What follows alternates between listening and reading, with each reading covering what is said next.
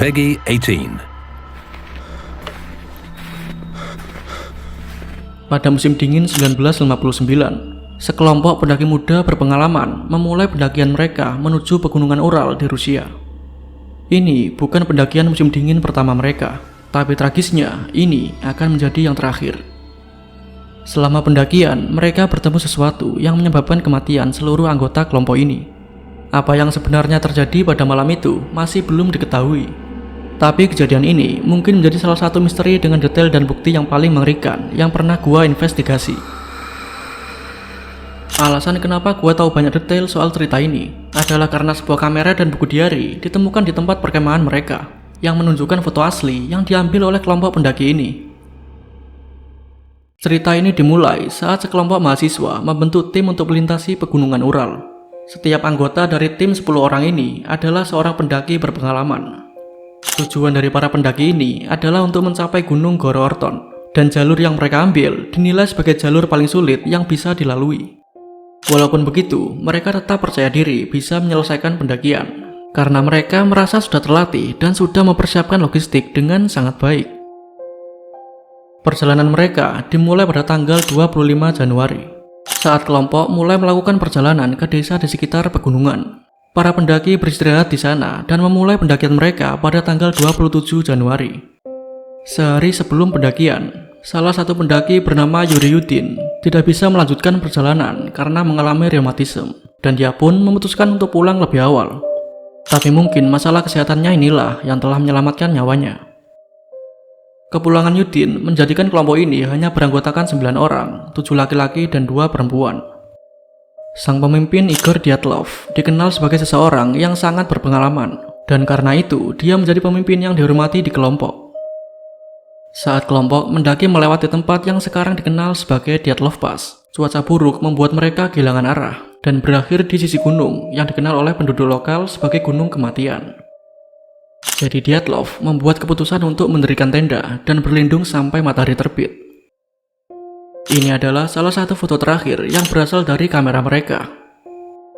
Di tengah perjalanan, Igor Dyatlov sempat memberitahu Yuri kalau kelompok akan mengirim telegram saat mereka sudah kembali dari pendakian. Dyatlov percaya kalau pendakian ini akan memakan waktu sekitar 16 hari, dan Yuri telah menunggu selama berminggu-minggu, tapi telegramnya tidak pernah sampai. Dia pun membuat laporan sekelompok pendaki menghilang, dan di akhir Februari pencarian mulai dilakukan. Pada 26 Februari, tim pencari menemukan lokasi tenda di mana para pendaki menghilang. Setelah penyelidikan lebih lanjut, ditemukan barang milik para pendaki yang seolah-olah ditinggalkan dengan sengaja di dalam tenda. Dan anehnya, ditemukan juga bahwa tenda telah dipotong dari dalam oleh salah seorang pendaki. Dengan semua pengalaman yang mereka miliki, tidak mungkin mereka melakukan hal ini kecuali mereka dalam keadaan ketakutan. Sesuatu telah benar-benar menakuti mereka dan membuat mereka kabur dengan cara memotong tenda dari dalam, yang merupakan satu-satunya perlindungan mereka dari cuaca dingin.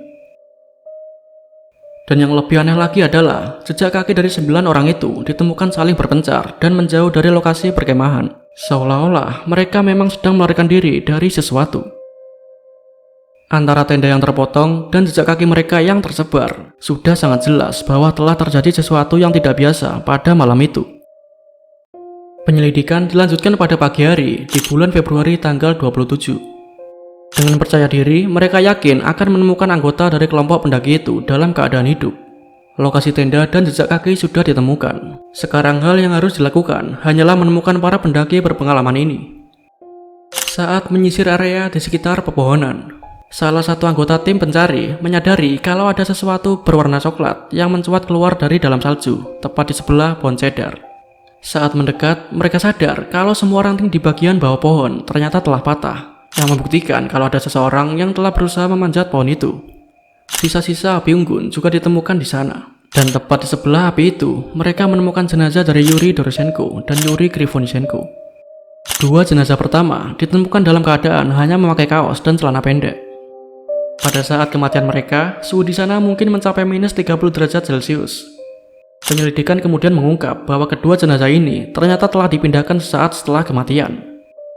Kronologi yang mungkin terjadi adalah ada anggota lain dari kelompok pendaki yang telah menemukan kedua jenazah ini dan memindahkannya sebagai bentuk penghormatan terakhir. Anggota lain dari kelompok ini mungkin telah mengambil dan memakai pakaian jenazah temannya sebagai bentuk langkah depresi agar tidak kedinginan. 3 pendaki berikutnya termasuk sang pemimpin ditemukan dalam keadaan tertutup salju dan dengan jarak yang cukup jauh dari lokasi perkemahan. Mereka terbaring menghadap ke arah tenda, seolah-olah mereka sempat berusaha kembali ke sana sebelum akhirnya mati kedinginan.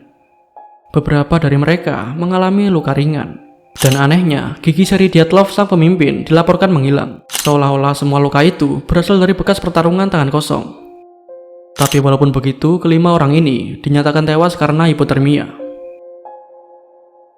Keempat pendaki terakhir ditemukan di bawah sebuah bukit kecil dan tertutup salju setebal 3 meter. 3 orang dari mereka mengalami luka parah. 1 orang mengalami keretakan tengkorak, 2 lainnya mengalami keretakan tulang rusuk dan pendarahan internal. Ahli medis mengatakan kalau luka itu mirip seperti luka yang disebabkan oleh kecelakaan mobil. Luka itu mereka dapatkan saat mereka masih dalam keadaan hidup.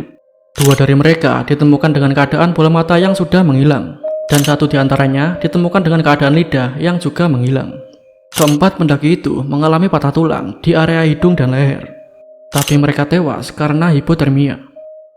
Dan yang paling misterius adalah pakaian mereka terindikasi terpapar radiasi nuklir.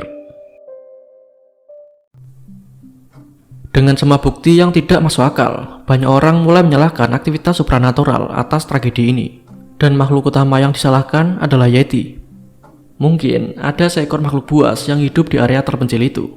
Dan makhluk ini tidak senang dengan kedatangan para pendaki di wilayahnya. Ini mungkin bisa menjelaskan penyebab dari luka parah yang ditemukan di tubuh para pendaki. Menurut gua pribadi, teori ini cenderung lemah dan tidak masuk akal. Tapi setelah melakukan riset lebih dalam, gua akhirnya paham kenapa teori ini bisa menjadi populer. Seperti yang gua bilang sebelumnya, beberapa kamera milik pendaki ditemukan di area perkemahan. Foto ini diambil di sekitar area perkemahan saat sebelum mereka menghilang.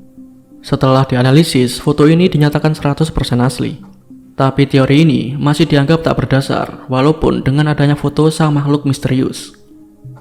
Permasalahan utamanya adalah tidak ditemukan satupun jejak kaki Yeti atau makhluk apapun itu di sana. Dan teori ini juga tidak bisa menjelaskan penyebab dari radiasi nuklir di baju mereka.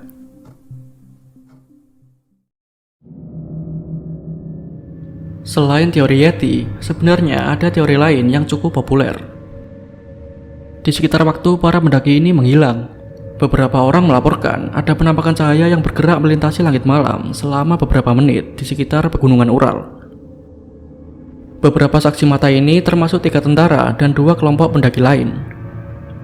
Saksi mata lain dari suku Mansi lokal dan grup geologis juga mengatakan hal yang sama. Mereka melihat bola api di langit malam di sekitar waktu insiden ini terjadi. Pada salah satu jenazah pendaki ditemukan sebuah kamera yang rusak karena salju. Walaupun itu sudah membeku selama 3 bulan, tapi ada beberapa foto yang berhasil dipulihkan dari kamera ini yang menunjukkan suatu kejanggalan. Foto itu menunjukkan sebuah cahaya di langit malam. Beberapa orang mengatakan bahwa salah satu dari pendaki telah memotret penampakan UFO sesaat sebelum para pendaki meninggalkan lokasi perkemahan. Dan mungkin cahaya aneh ini mulai mendekati para pendaki dan membuat mereka lari ketakutan. Masih belum jelas apa yang sebenarnya terjadi setelah kejadian itu. Tapi beberapa orang percaya kalau UFO lah yang menyebabkan para pendaki melarikan diri ke area pepohonan. Ini mungkin bisa menjelaskan radiasi nuklir di baju mereka. Dan ini juga mungkin bisa menjelaskan luka parah yang ditemukan di sekujur tubuh korban. Apa yang sebenarnya terjadi? Kenapa mereka meninggalkan tenda? Kenapa tendanya dipotong dari dalam? Bagaimana bisa beberapa dari mereka mengalami luka parah? Dan kenapa sebagian dari korban ditemukan dalam keadaan tidak memakai pakaian yang layak? Jawaban dari kasus ini tidak akan pernah diketahui. Insiden Dyatlov Pass akan tetap menjadi salah satu misteri paling mengerikan yang pernah dilihat dunia.